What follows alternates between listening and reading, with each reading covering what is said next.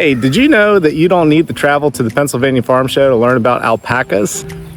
I'm Darren Dickensheets, realtor and auctioneer known as the Auctioneering Real Estate Agent. I have a special treat for you today. Well, we have dozens of alpacas. It's a beautiful sunny day. So without further ado, let's get to the tour.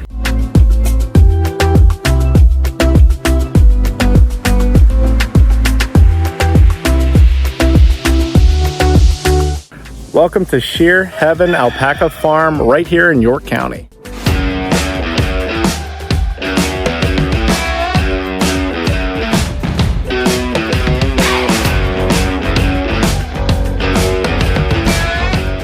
My town is your town, so let's explore together.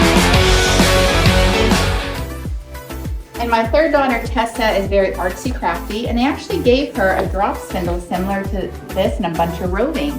So she started, I don't do this very well, but just to give you an idea. Yeah, that was very bad. Dropping and spinning it, she started making her own yarn. And I'm like, that's something we could do. Get alpacas, make yarn, dye yarn, sell yarn, make things with yarn, sell the things we make with yarn, like my entrepreneurial brain was going. But I knew nothing about alpacas. I'm like, maybe they're not easy animals. I don't know. We got to learn about them now. So we actually were lucky. We found a farm nearby called Alpacas, New York, about 4 miles up the road. And we volunteered every Friday to learn more about alpacas. And then that following Christmas, we looked out the window Christmas morning and Santa was driving a truck up the driveway, pulling a horse trailer, and in the back were 3 alpacas and one was pregnant. And that started our alpaca journey. So you as littles, you get this, right? This is like mama's dream, doing everything together. Let's all go scoop poop. Let's all go feed animals, right? It's mama's dream. It was wonderful until my kids got older. My oldest got married, second one went to college, wasn't homeschooling the 2 littles anymore, and it became the mama show real quick. So be honest, how many people here have been talked into or have talked your parents into getting animals? You're like, I'll do all the work, I probably just get me this animal. Raise your hand. If it's not 90%, I know people are lying, okay? Like it's a lot.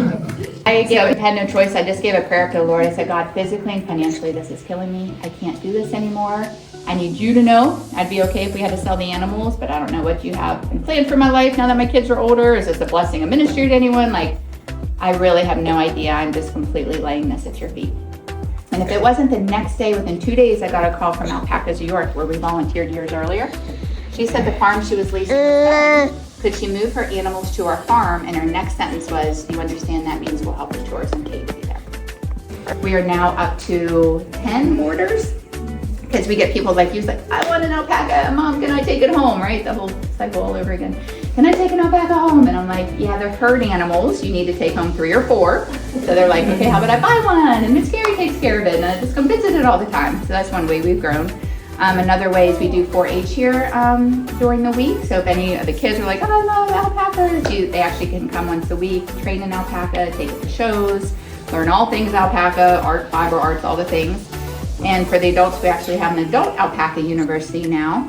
The one is almost done, but we'll start up probably 2 more through the year. So the adults get to be like 4-H kids. They get an alpaca, different alpacas actually, to train, learn all about the things. And we actually have a show for the adults at the end of the 6 week. Alpaca fibers are hollow. So they insulate you like a thermos, keeping you warm in the winter and cool in the summer.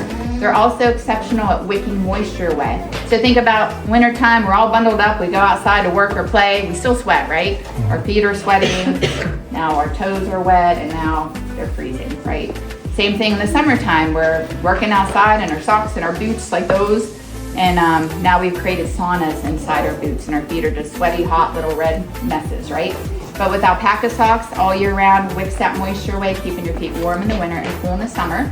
I'll be honest, it took me 3 years to buy a pair of alpaca socks.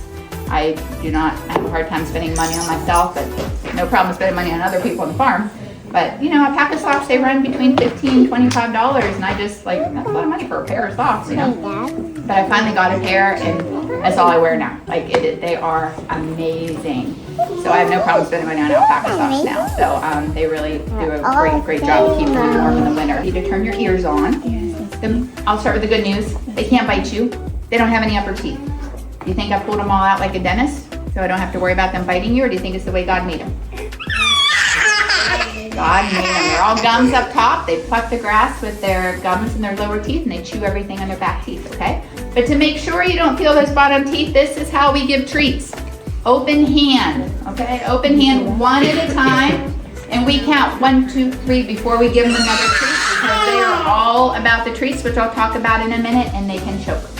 Okay? By doing an open hand, guys, it's fun because it makes them use their lips, so it feels like 100 little kisses. Okay? 100 little kisses, so they take that treat off your hand. If you went like this, you may feel his bottom teeth. Okay? So open hand, feel the kisses. Okay? Being all about the treat. They are prey animals. We are predators. Prey animals, just for fun, I didn't learn this till a couple years ago, but you all probably know it. Prey animals have eyes on the sides of their heads. Predators have eyes on the front of their face. So when a prey animal first sees you, my sheep when I had them, the chickens, the alpacas, when they first see you, their first thought is, are they going to catch me? Are they going to eat me?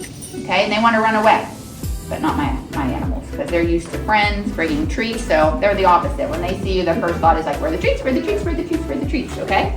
Which is why I do one tour, try to fill it up before I add another, because you do not want to be 2 people with 2 bags of treats and with 20-some alpacas, because you're all going to be whoop, and you're going to be like, ah, okay? So we have a great size today, so I am not worried about anyone feeling too overwhelmed with the alpacas wanting your treats.